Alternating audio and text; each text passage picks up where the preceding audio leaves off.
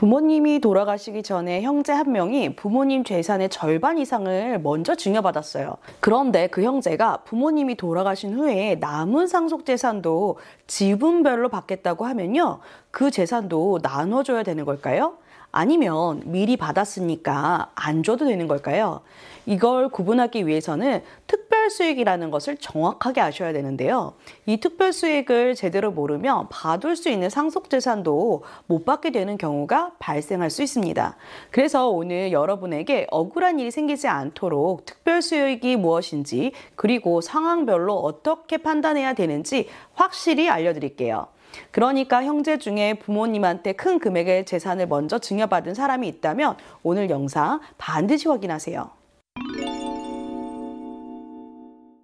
안녕하세요. 가사법 전문 변호사 최선혜 변호사입니다. 변호사님, 부모님이 살아계실 때 자녀 중 한 명에게만 사업자금이나 아파트 구입자금 명목으로 증여를 하는 경우가 있잖아요. 있죠. 그리고 부모님이 돌아가신 후에 남은 상속재산을 증여받은 형제도 받겠다고 하면 어떻게 해야 돼요? 증여를 혼자만 받았으니까 안 줘도 되는 거 아니에요? 상황에 따라서는 억울할 수 있는데요. 이걸 해결하기 위해서는 먼저 특별수익이라는 것을 정확하게 짚고 넘어가야 돼요. 특별수익은 상속받을 재산을 부모님 살아계실 때 미리 당겨서 받은 것이라고 생각하시면 이해하기가 가장 쉬워요. 특정 자녀에게만 사업자금으로 거액을 주거나 결혼할 때 집을 사주는 것처럼 말이죠. 이렇게 미리 받은 재산을 나중에 남은 상속재산을 나눌 때 반드시 공평하게 고려를 해야 되거든요. 그럼 부모님이 생존해 주신 건 무조건 다 특별수익인가요? 결론부터 말씀드리면 절대 모든 것이 그런 건 아닙니다. 이게 많은 분들이 가장 오해하는 부분인데요.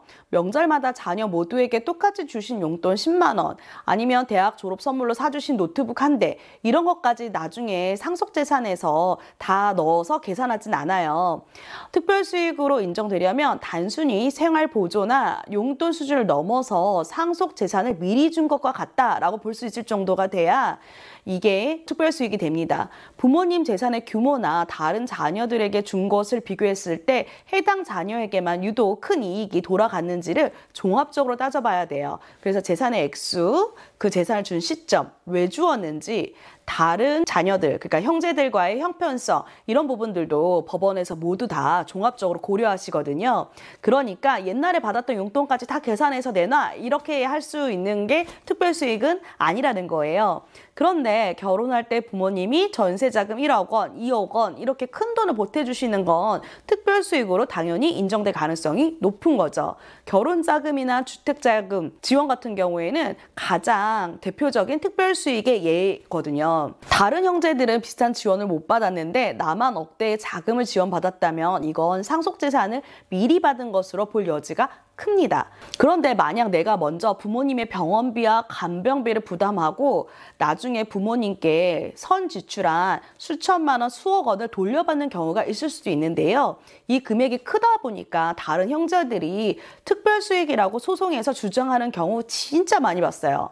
그래서 이런 경우에는 선지급한 간병비와 병원비라는 걸 이체 내역, 카드 영수증 다 증명해서 특별수익이 아니라고 방어를 해야 특별수익이 아니라는 것을 인정받을 수 있는 거죠.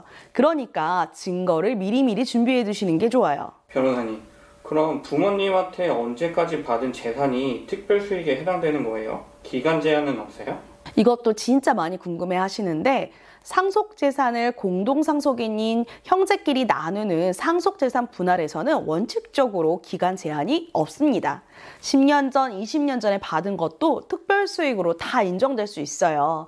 그런데 문제는 증거가 있냐 없냐의 차이예요. 그러니까 부모님 생전에 미리 증거를 확보하는 것이 가장 중요합니다.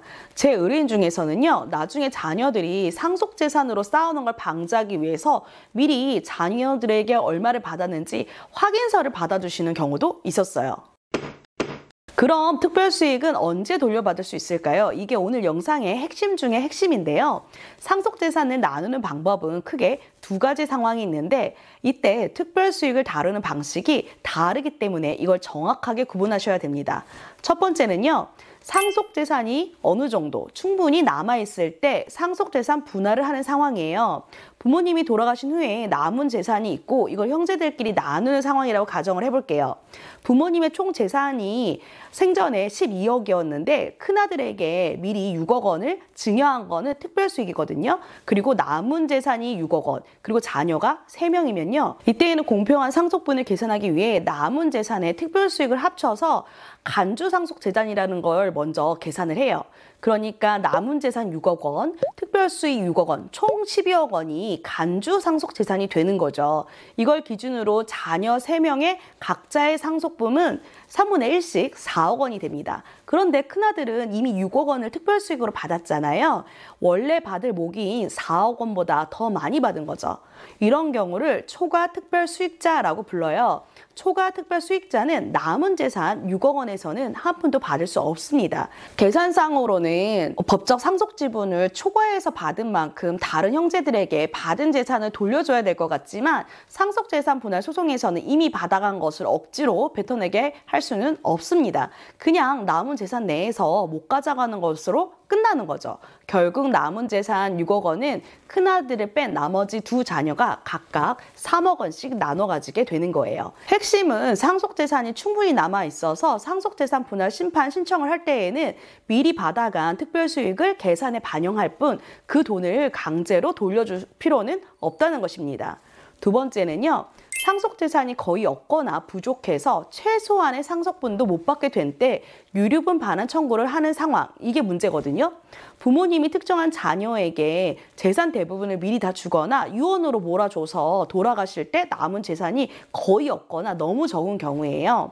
다른 자녀들은 법으로 보장된 최소한의 상속분, 즉 이걸 유류분이라고 하는데 이거를 청구할 수 있어요. 이때 비로소 미리 재산을 받아간 사람, 특별수익자에게 내 유류분만큼은 돌려줘 라고 요구하는 소송을 할 수 있는 거죠. 이게 바로 유류분 반환 청구 소송입니다. 부모님이 생전에 미리 재산을 증여한 것 아니면 유증으로 준 것을 실제로 돌려받을 수 있는 유일한 방법이 바로 이 유류분 반환 청구 소송이에요. 남은 상속재산이 충분해서 유류분이 침해되지 않았다면 이 소송은 할 수 없습니다.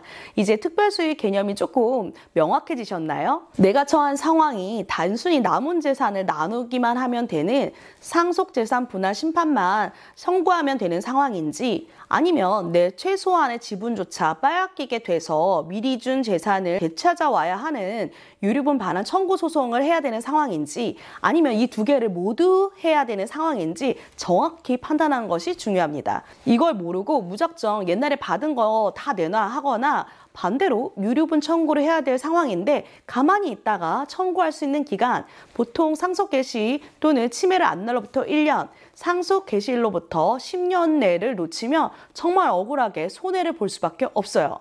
유류분 반환 청구 소송에 관한 상세한 설명이 궁금하시다면 여기 영상을 참고하시면 도움이 될 거예요.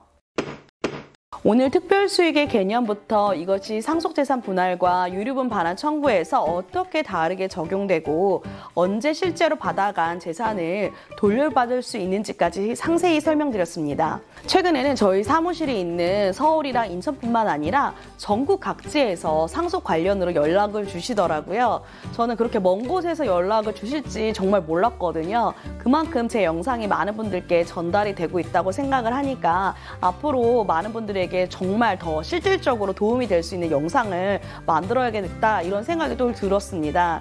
여러분 관심 가지고 지켜봐 주시는 만큼 더 좋은 영상으로 보답해 드릴 테니까요. 구독 알람 설정하셔서 저와 계속 소통하셨으면 좋겠습니다.